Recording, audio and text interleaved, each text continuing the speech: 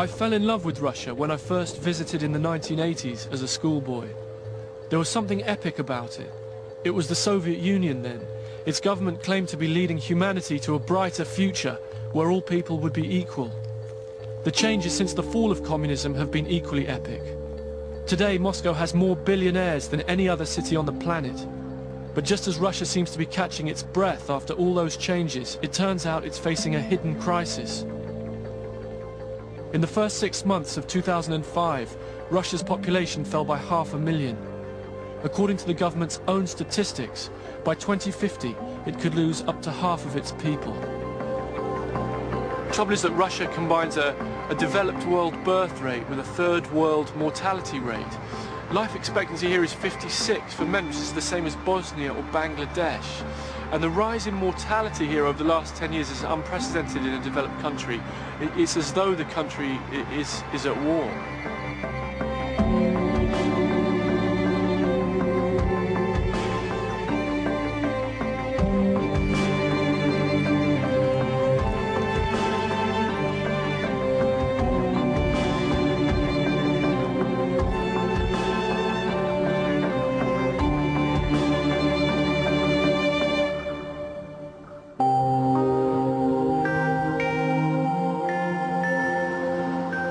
The end of communism took away everything this country was supposed to stand for.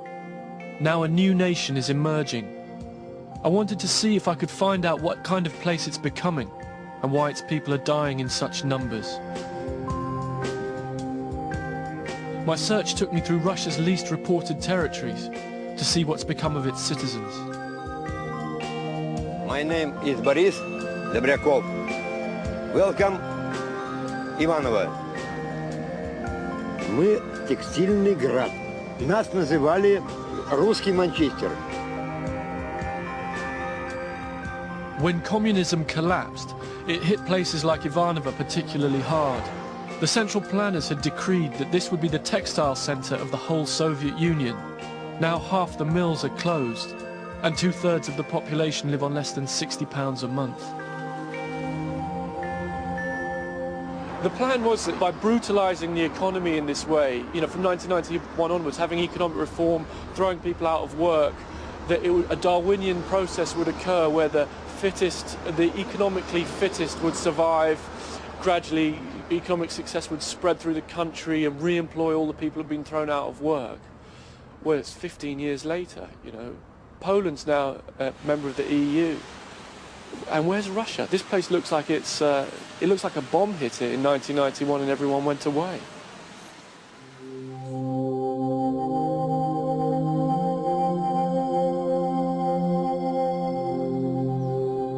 For 70 years, the state employed and housed every citizen.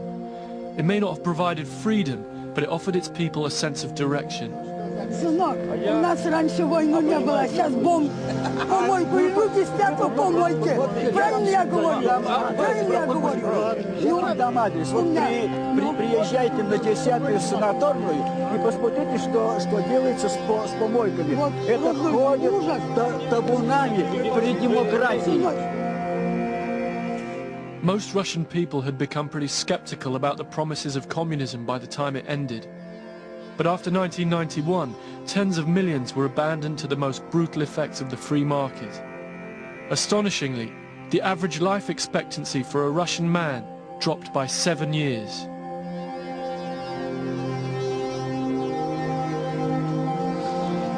Я вижу лицо экрана-то.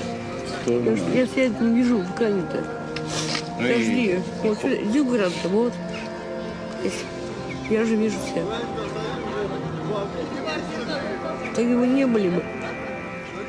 Volodya and Tanya have been homeless for 5 years. He's 44 years old, she's 37.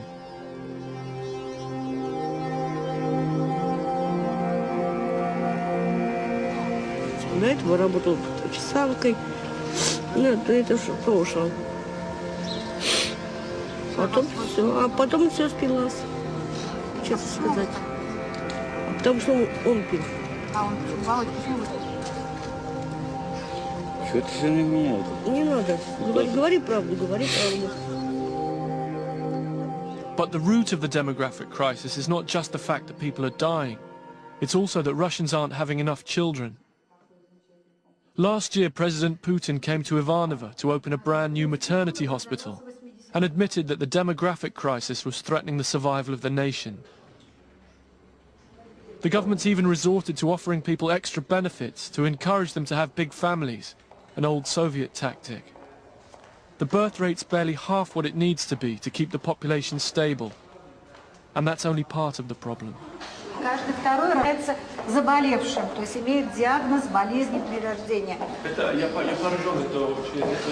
А в этом центре много больше, потому что здесь рожают только больные женщины. И понятно, что они рожают нездоровых детей. Нет, вот это у нас отказные дети. Отказные. Матери, от которых отказались. Really? Отказались? Times have been too hard for many Russians to start a family. Abortions outnumber live births. And thanks to ill health, 10 million Russians are infertile. Если говорить по женщинам, то здесь это инфекция, а во многом это проблемы планирования семьи. Согласны? То есть это непланируемые и нежелательные беременности, это аборты. Это раннее начало половой жизни. Мы вообще говорим, что у нас проблема со здоровьем населения России. Почему сейчас президент и говорит приоритет здравоохранения? Так нельзя. Здоровье, особенно родившихся детей.